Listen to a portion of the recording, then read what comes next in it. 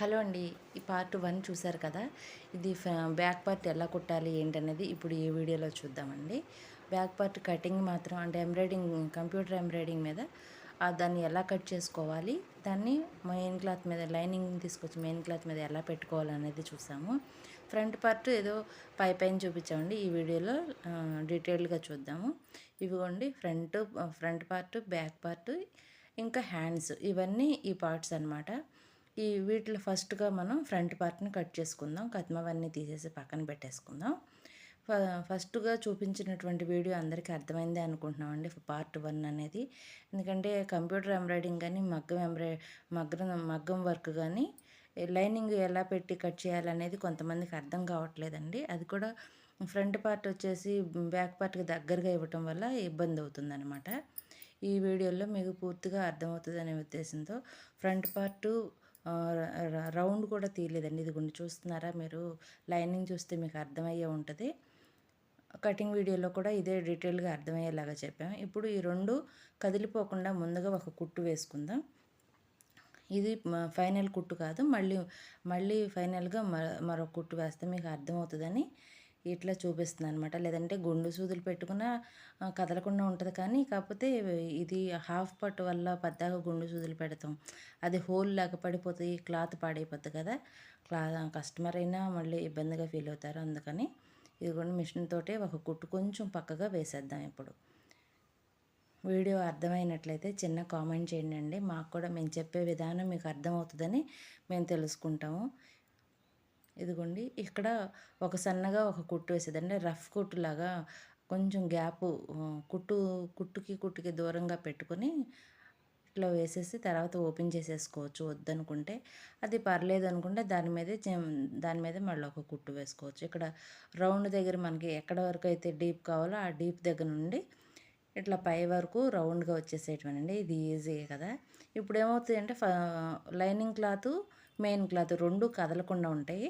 ఇప్పుడు మన neck deep ఎంతవరకు ఉంది అనేది ఒకసారి మెజర్మెంట్ పెట్టుకొని చూసుకుందాం. ఇదిగోండి 2 ½ షోల్డర్ దగ్గర 2 ½ అయితే ఇక్కడ కూడా 2 ½ తీస్తాం కదా! ఈ 2 ½ తీసుకుని ఇది స్ట్రైట్‌గా ఒక లైన్ కొట్టేసుకుంటే ఈ బాక్స్ లోపలే చిన్న రౌండ్ ఇచ్చేసుకుంటే మనకి సరిపోద్దండి. బాగా డీప్‌గా కావాలి అనుకుంటే రౌండ్ దగ్గరకి ఇవ్వాలి. లేదంటే పైన ఇచ్చినా సరిపోతుంది. ఇదిగోండి ఇక్కడ గ్యాప్ వచ్చింది కదా! ఆ గ్యాప్ రానివ్వకోకుండా ఇప్పుడు పర్ఫెక్ట్‌గా కుట్టు వేసుకుందాం. మీకు అర్థమవుతుందని ప్రతి విషయాన్ని డీటెయిల్డ్‌గా చెప్తున్నామండి ఈ వీడియోలో.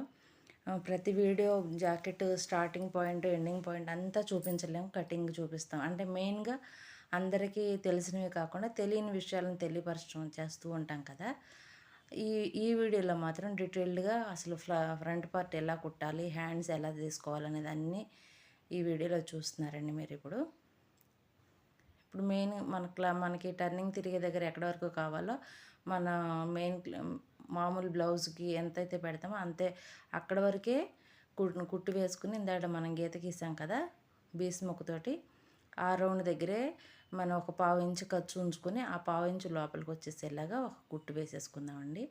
ఈ పావు ఇంచు క్లాత్ వచ్చేసి మెయిన్ క్లాత్ కాకుండా ఇట్లా లైనింగ్ క్లాత్ మీద ఉండేలాగా, అంటే అప్పుడు ఏమవుతుందంటే మనం చేతి పని చేస్తే పావు ఇంచు క్లాత్ క్రాస్ ముక్కలు వేసి పెడతాం కదా! అప్పుడు ఏమవుద్ది, మెడ దగ్గర స్టిఫ్గా ఉంటుంది, మెడలు జారిపోకుండా ఉంటాయి. ఇంకా కొంచెం బ్లౌజ్ టైట్ అయితే చిరిగిపోయే అవకాశం ఉంటుంది కదా! అలా లేకుండా ఉంటుందనే కదా మనం చేతి పనికి క్రాస్ ముక్కలు వేస్తాం. అలాగే ఇప్పుడు ఇక్కడ పావు ఇంచుతోటి క్లాత్ అట్టి పెట్టాం కదా! అదంతా ఇట్లా స్టిఫ్గా ఉంటుందండి.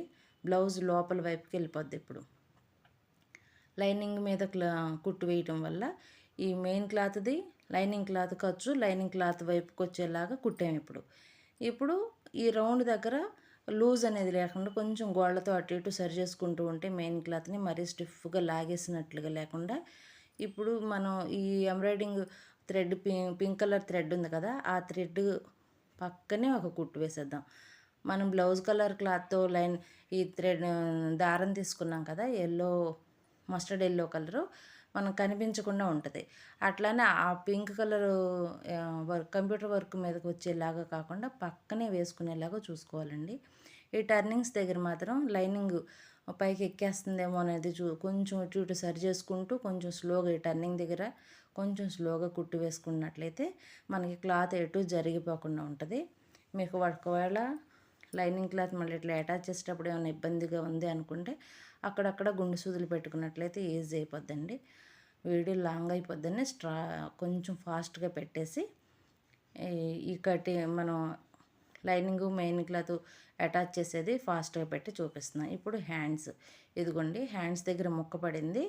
ఆ ముక్కగా ఇక్కడ మెయిన్ క్లాత్ కూడా ఇట్లాగా అటాచ్ ముక్క పడింది అనమాట. ఈ రెండు తిరిగేస్తాం అనమాట. అందుకని ఒకదానికి ఒకటి ఎదురు బదురు వచ్చేలాగా, అంటే ఖర్చులు అనేవి లోపలికి వెళ్ళిపోయే విధంగా ఈ విధంగా కుట్టుకోవాలండి.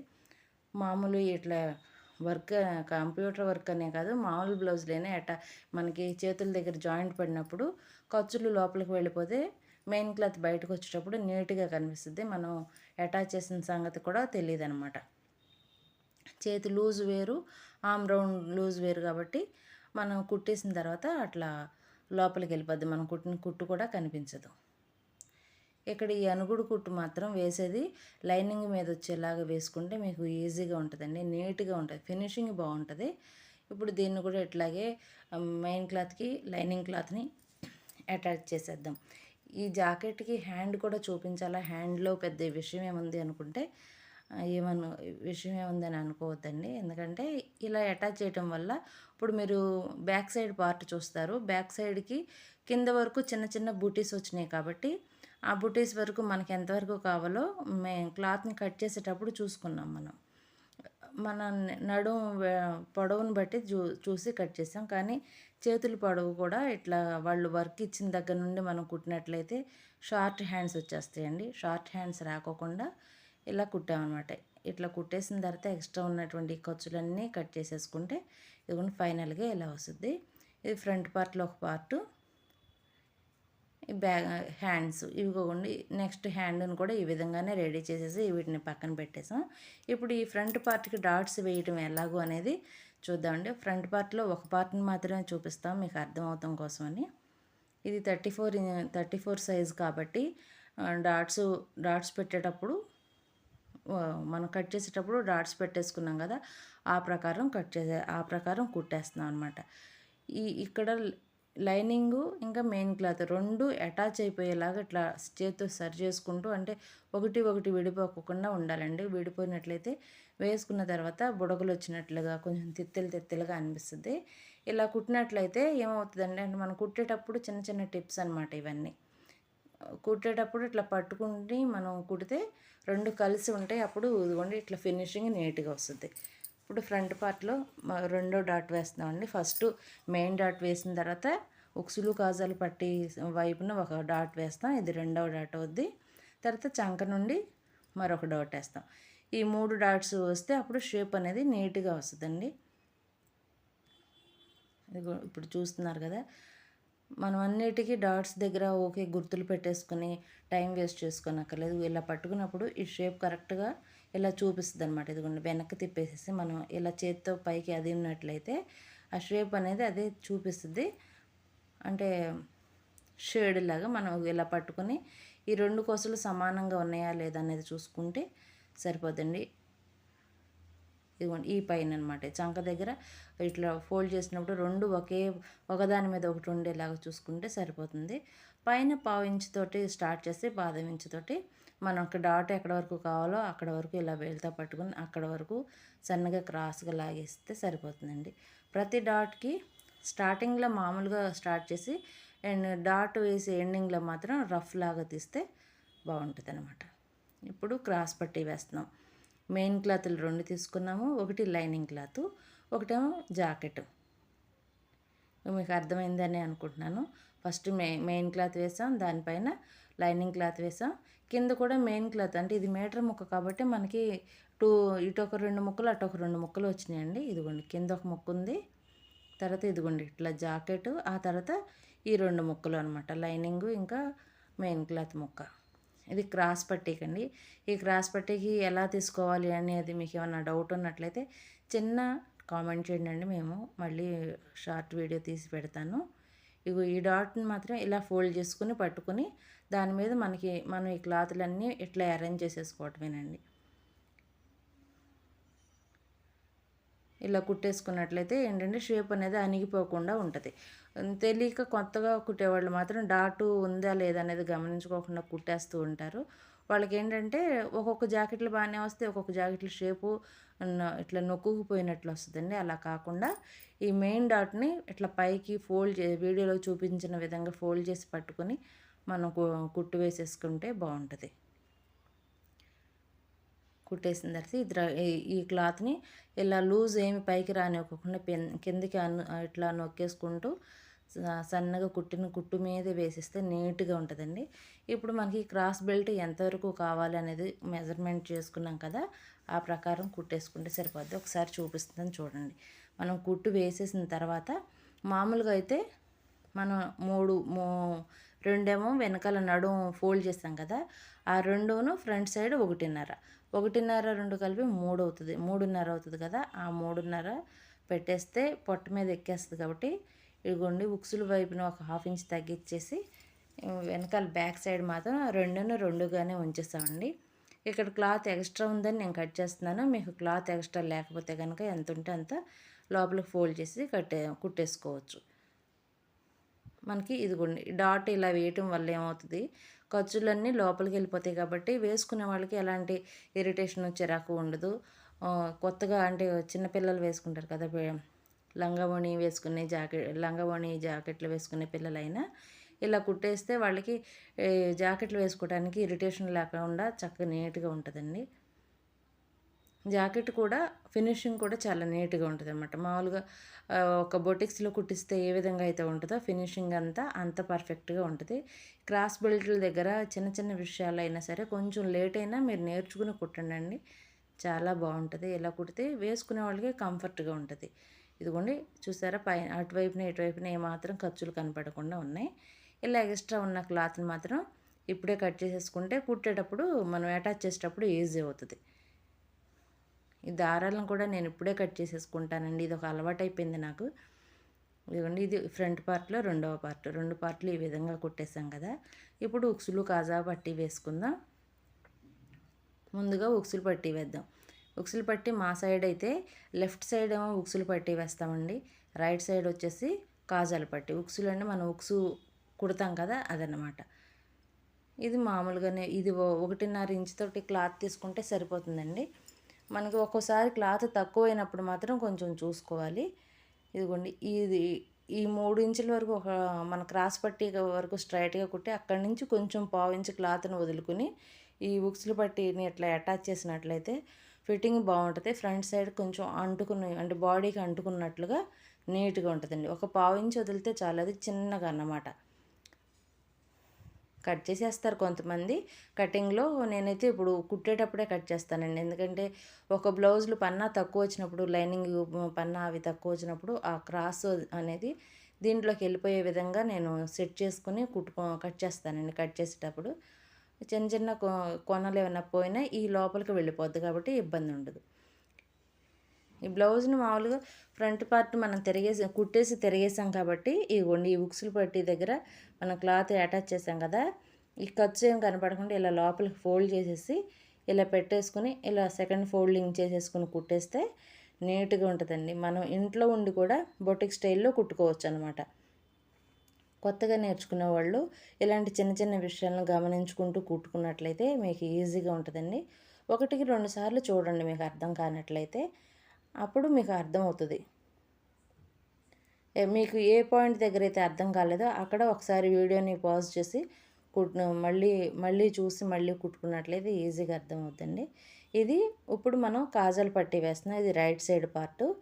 ఇదిగోండి మనకి క్లాత్ ఎంతైతే కావాలో దానికంటే ఒక పావు ఇంచ్ ఎక్స్ట్రా తీసుకొని ఆ పావు ఇంచ్ని ఖర్చులు కనపడకుండా ఫస్ట్ లోపలికి ఫోల్డ్ చేసాం.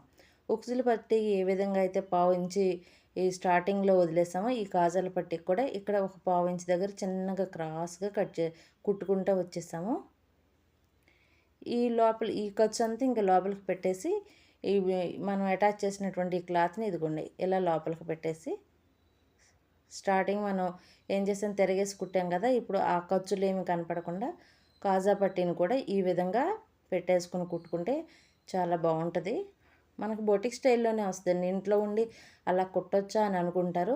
ఒకటి 2 సార్లు ట్రై చేస్తే మనం కూడా బొటిక్ స్టైల్లోనే కుట్టుకోవచ్చు. అంత డబ్బులు మనం సంపాదించుకోలేకపోయినా మన వర్క్ ఫినిషింగ్ నీట్‌గా ఉంటే మళ్ళీ మళ్ళీ కస్టమర్లు మన దగ్గరికే వస్తారండి. ఇప్పుడు మేము ఇల్లు మారి సుమారుగా 1 సంవత్సరం అవుతుంది. మేము పాతింట్లో ఉన్న ఇంటి దగ్గర నుండి అక్కడి నుండి వస్తూ ఉంటారు. ఇక్కడ వాళ్ళు అంత పరిచయం అవ్వలేదు కదా! నేను కుడతాననే సంగతి కూడా చాలామందికి తెలీదు. ఇదిగోండి ఉక్సులు పట్టి, కాజాలు పట్టి పర్ఫెక్ట్‌గా వచ్చింది. ఇప్పుడు బ్యాక్ పార్ట్‌ని ఇట్లా అటాచ్ చేసేస్తున్నానండి మధ్యలోకి. వీడియో చాలా లెంగ్త్ ఎక్కువైపోతుందని కొంచెం ఫాస్ట్‌గా చూపించేస్తూ ఉన్నాను. వీడియో లెంగ్త్ ఎక్కువైంది పర్వాలేదు అని అనుకుంటే నెక్స్ట్ వీడియో కొంచెం స్లోగా చూపిస్తానండి. మీకు అర్థమవుతుందని అనుకుంటున్నాను. ఇంకొకటి ఎంబ్రాయిడింగ్ బ్లౌజ్ ఉంది. సేమ్ ఈ టైప్‌లోనే ఉంది. అది కూడా ప్యాటర్న్. రౌండ్ నెక్కే. ఇదే సేమ్ ఫ్లవర్స్ కానీ కలర్ వేరు. ఒకసారి మీకు ఈ వీడియో పూర్తిగా అర్థమైందనుకుంటే ఓకే. మీకు అర్థం లేదు అనుకుంటే ఒక చిన్న కామెంట్ చేస్తే మళ్ళీ ఆ బ్లౌజ్‌ని కూడా కట్ చేసి వెంటనే కుట్టి అప్లోడ్ చేస్తానండి. మిడిల్‌లోకి కుట్టేశాను. ఎందుకంటే బ్లౌజ్ అటు ఇటు కదిలిపోకుండా ఉంటది. ఇప్పుడు ఈ మనకి వర్క్ ఉంది కదా! వర్క్ సైడ్‌నే ఒక కుట్టు వేసేస్తున్నానన్నమాట.